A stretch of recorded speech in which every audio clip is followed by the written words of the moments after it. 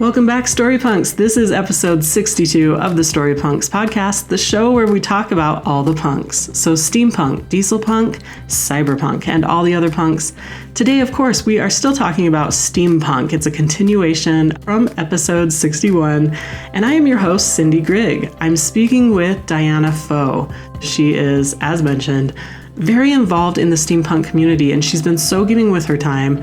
I'm just absolutely delighted to continue everything we talked about. In this episode, we're going to be talking about her editing. So as I was reviewing our conversation, I realized that I wanted to just point out some of the work that she's done.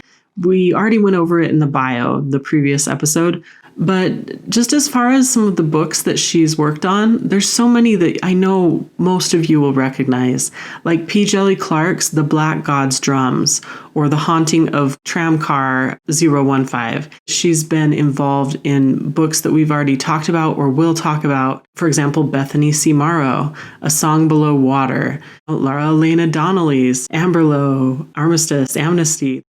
Again, you can go to dianapho.com, and I always like spelling out websites, so dianampho.com, and you'll see, kind of scroll to the bottom, at least at the time of this recording, and you'll see things like Robin Bennis, The Guns Above, and By Fire Above, and all these books that we've fallen in love with and that we love as punk-related creators and consumers, and I know that you'll be just loving that. And you'll also, if you are looking for editorial help, check out her services. You will find a ton over there. So again, that's dianapho.com. So I am so excited to get back into the discussion, and there's so much more to come. Thank you again to my guest, Diana Pho, and here we are, jumping right back in.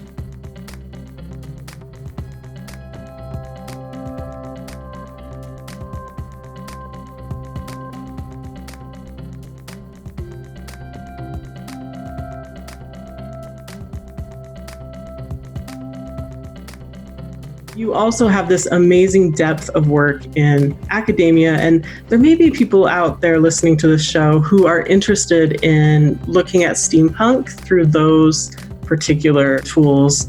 What would you offer as advice or perspective from your experience? It was interesting because the reason why I got into the academic side with my steampunk stuff was at some point I was, I work in publishing as my day job. And at some point, I had my quarter life crisis. I'm like, oh my gosh, is there more to life than publishing? Like, what else? What is the what if of my life? And I have experience in theater. I had this background of just traveling across the country as a performer. And I just really loved, exploring subculture and the evolution of subculture specifically because they're usually formulated within a political framework and dynamic. So it's like, it would be great if I went and got a degree in this. And so I did. I have a master's in performance studies where the focus of my studies was the performance of racial and national identity in steampunk subculture. So cool. So it was taken basically all of my traveling, and I did a bunch of interviews with people. I researched a bunch of artists. I followed bands around, all this stuff, as I guess a sum all of this is all for the academic credit. Like this is all for the term paper or whatever. I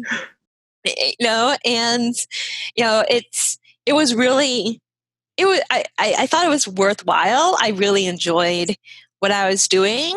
It got me a lot of publication credits after the master's program, which I thought, was surprising, because I was just at that time where there was a lot of call for papers that specifically was about subculture, about steampunk, about, maker culture, because it was just a very, pertinent academic hot topic at the time. And I got invited a lot to write for journals, and do speaking about that specifically. And I think that what makes steampunk so fascinating to academics is that it happens at this intersection of this can be very in-depth and particular and be full of minutia that is based on source material and resources that are already in academia, like whether like the 1,001 books about Victoriana or the British Empire or like the post-colonial take, or material culture take. There is like so many different elements, media culture take about where steampunk can be looked and examined. And so you had all of that, plus it also coincides a lot with the rise and development of digital humanities. And so in that case, a lot of people examined that in the framework of like, oh, if steampunk is seen as a subculture, being like one of the first prominent ones to develop in this century that is entirely like digitized, even though it's supposed not to be about digital culture, that is just something very chewy to think about and to play with. Mm-hmm. And I think people are still picking it up now from different elements. Like I've certainly seen papers that look at steampunk in terms of comparing reenacting culture, for example, with steampunk, and how are they same, how are they different. I've seen other people write about the politics of steampunk, which is great because it shows that it's not just all in my head. And I still see a lot of people that get really, really excited about what it means in terms of the development of fandom. And fan studies in itself has been growing by leaps and bounds. So I am interested in seeing where it goes from now, like whether it had a moment and now that moment is done, or is this moment evolving into something else entirely, especially as elements from the steampunk community ethos become more and more permeated and relevant in today's culture, I think. Oh, so cool. Okay, well, on similar lines, you've been so involved with the steampunk movement as an editor, but I know you've worked on a range of books. I have worked on a huge range of different types of books. They're mostly speculative fiction for adult, young adult, middle grade, graphic novel, short fiction, the whole kit and caboodle, as they say. And what I find really interesting is there was also a very hot moment in publishing where all the publishers had like their steampunk books coming out. And they're still coming out, they're just not called that. Yeah. They're called alternate history, or they're called historical fantasy, because the conceit of steampunk itself has become so dissipated to an extent. I know Mike Persson, who's a scholar up in Canada. He had described steampunk as an array of visual cues, amongst other things. And I think that's perfectly legitimate, because that means that as long as there is some sort of aesthetic finesse to how something is portrayed, then people would categorize it themselves as steampunk, even if the creators themselves don't recognize the term.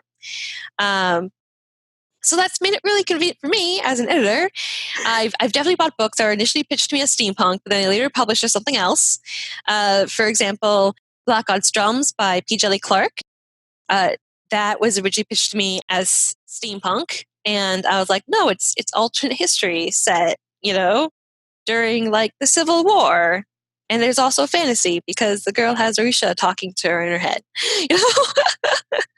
So there's different elements that people are still playing with. And I've definitely talked to many, many writers at various writers' conferences for many years who are still writing steampunk-oriented stories. So the imagination is still out there. People really still love it as a concept and a topic. Very cool. Well, I think a lot of people really admire Diana. I'm speaking to the audience now. I think a lot of people admire her because she is so accessible, but what she has done as an editor is a big deal. Like, I really admire it, and I would just love your insight on that. Thank you so much. It's it's very touching to hear because the stereotype about editors is that editors are supposed to fade into the background. Like a good editor, you'll never tell where they fix the story, and that is true. That is very true, actually. You'll never tell where like the editor has touched a book, but the editor has been all over that book. Yeah. And so often when I see stuff that that I'm editing and working on, each book is a unique project. Like there's always different strengths and weaknesses. There's different writing styles and ways that a writer will handle material, and what makes my job the most exciting is to know that even with the same author, no book is the same.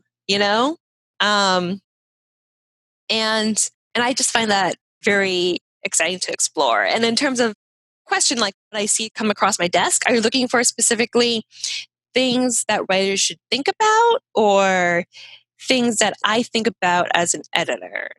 Maybe more specifically, what the creator should think about to make it easier for you to interact with the story and polish the story and work with that person. Okay.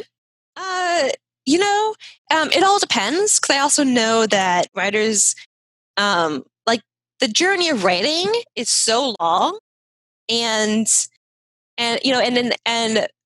typically when someone says their debut author, they have at least like 3 or 4 novels in the trunk that will never be published before they actually got the book that sold.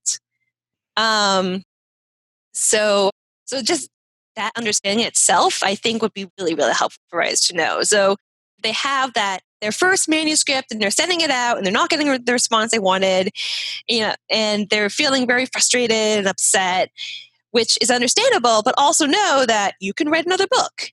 You can work on another project. And your second book will be different from your first book, but it'll also be better because you've learned from writing the first book what your strengths and weaknesses are. And it's just building up as you continue on writing. And I just want writers to remember that.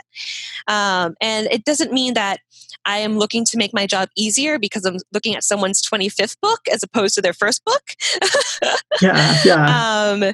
But I am saying that it's going to help the writer in the long run, because ultimately, especially if you want a career as a writer, you both have to understand that you have to keep getting new ideas all the time. You have to keep having new ideas and continually writing new books if you want a career as a writer. That is the most important thing.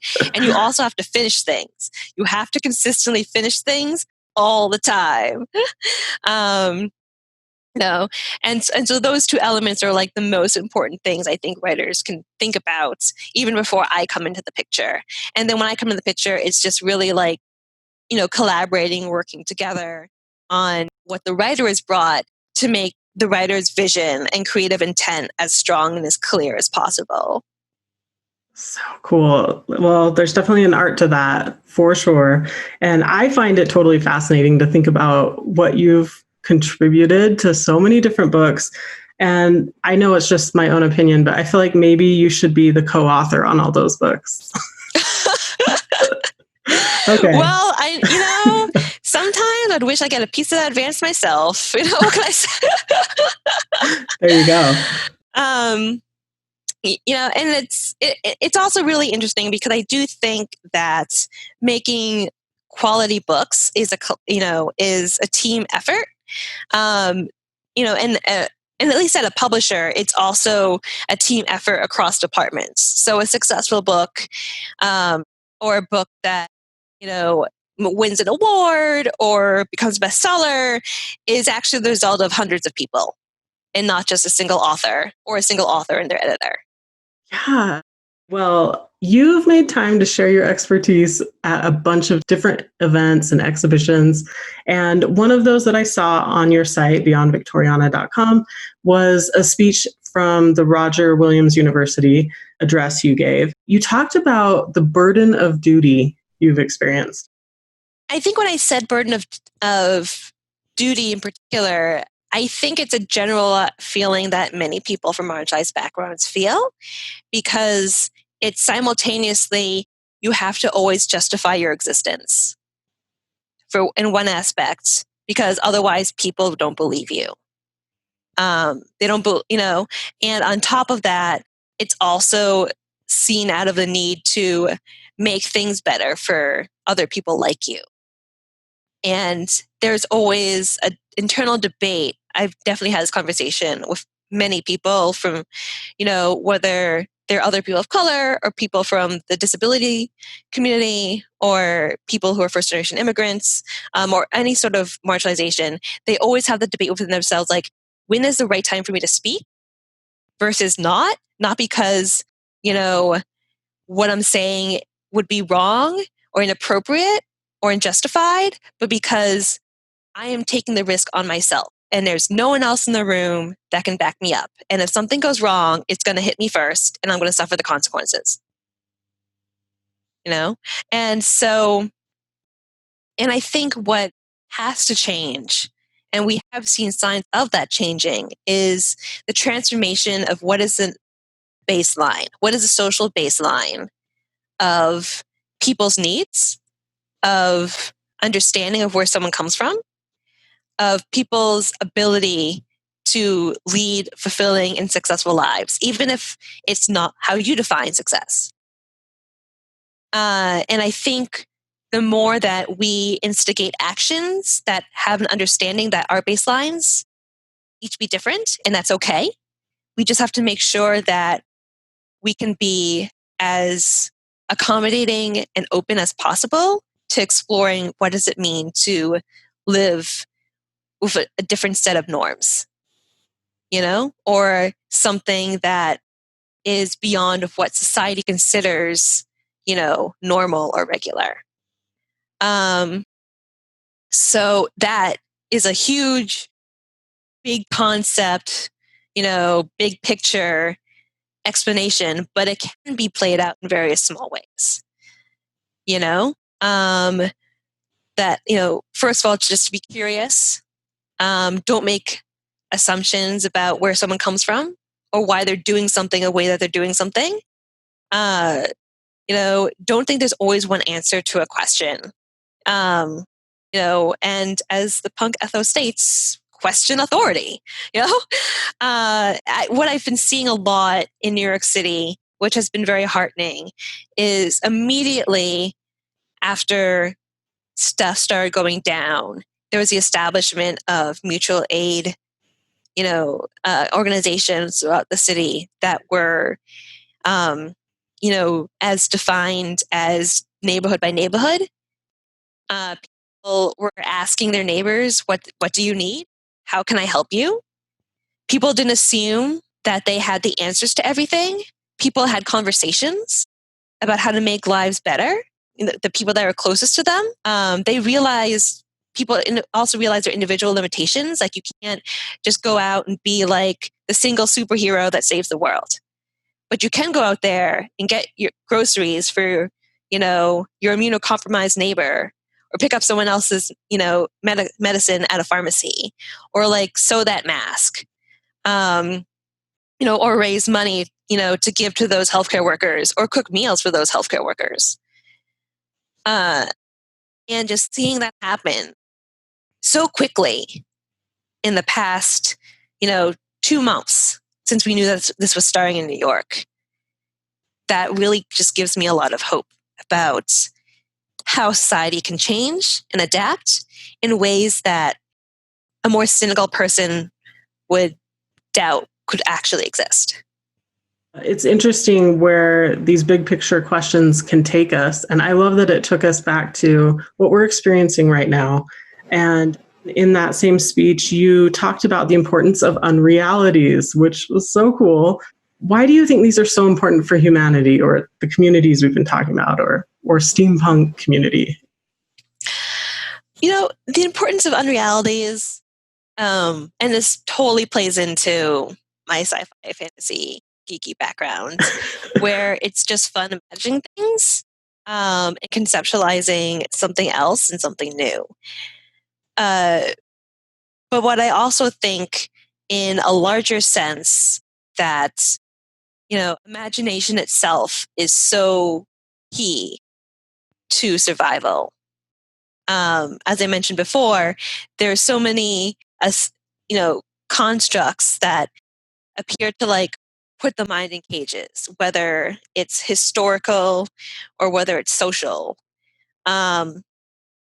And, to create an unreality, to create a space that is so dramatically different from the one that you're living in, is to also create a space of possibility and of growth. And that is why I think that it's super important for people to think about and for humanity in general. It's very easy to think about the world as certain uncontrollable terms, or like in ways that what kind of impact will you as an individual have in the larger scheme of the cosmos, which is true to an extent. What is also true is that no one can tell or predict the impact that they can have on themselves or community simply by existing. And I think, in the darker negative light, that is what this pandemic taught us. You don't know if you're asymptomatic and just walking around, infecting other people, but also you don't know if that one small thing you did, to help someone else had literally saved that person's life. It can be that dramatic. Living everyday life can be dramatic. And I think that is like the scope of unreality that people are still coming to grips with. And that is the unreality that we're living now, is the total sense of absolute meaning in things that we did not ascribe meaning to before. And that's why it is so important, like, to be this level of activeness and awareness, but also to like be open and be able to imagine the possibilities of what you can do now that you know that you could do either the worst or the greatest simply by existing. As you were speaking, I know I should probably maybe not admit this, but I was thinking, I want Diana to write a book or something. Well, I have a lot of time at home now. So, but I love your insight. I love the way you think through things, and you're such a deep thinker. And where do you see steampunk going as we head into the 2020s and beyond? Yeah. Well, there was a couple of like memes running around, like way in the beginning of like 2020, talking about like, oh, it's the 20s again. Let's reintroduce like the jazz era, and all that stuff. And then someone piped up like, oh yeah, and let's introduce like prohibition too, and the rise of fascism. And I'm like, oh great, we're getting both, right? Oh my god. So there's that. In another sense, I saw this tweet from Catherine Valente, who's a sci-fi fantasy author. And I can't quote verbatim, but it was definitely along the lines of, about like, oh, those steampunks were right with their goggles and their masks and them being so relevant. They were just, chrono inappropriate for their time. And now it's all here. Completely. I keep wanting to like get a plague mask. Like, do it right. If you're going to wear a mask, like, go all out. You know what I mean? I know. It's like, and there was definitely like some clips in England where like there was a reporter just like reporting in the empty park, and there was someone in a plague mask like walking right behind her, and I'm like, oh my gosh, yeah, that is so unreal, but it's totally reality. It's real. Yep. And thank you so much for sharing your time. I just really appreciate it. And will you point people to where you would like them to go? I've already mentioned, beyondvictoriana.com. Is there anywhere else that you'd like people to go and interact with you or check out what you're working on? All right. So I finally made my own personal website. Woohoo! I know. So it's literally dianamfo.com, all one word. And there they get to, have a full layout of all of my academic writing, my freelance writing, my editorial services. If you want to hire me to help edit your book or perfect your query letter or anything like that, publishing related, I am completely open to that. That can be, and I've also have Twitter, of course, where I'm most active on social media, and that's Writer Syndrome. If you want to follow me on Instagram, because why not? Like, I also have an Instagram, and my handle is just diana.m.pho. Very awesome. Well, thank you again. I appreciate your time and all the resources you've mentioned. I hope you have a fabulous rest of the day, and please stay healthy, stay safe. Yes, and you stay healthy and safe too.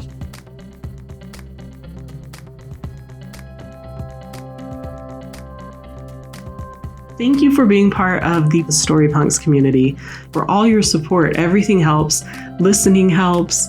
It allows me to attract more guests, and so do reviews. So people do check those out when they're deciding whether to be on the show, etc. So it's more than just, feeding the algorithms and helping new people find the show, even though that is also awesome and what we want. But it's also a matter of attracting guests, and I hope you'll take some time, if you have a little time. Just head over to iTunes or wherever you're listening to this, do the starred review. It literally takes seconds, or leave a little note. We actually have a holiday here in the United States, and I will be taking 2 weeks off. So I will return with another episode July 17th. Until then, take care.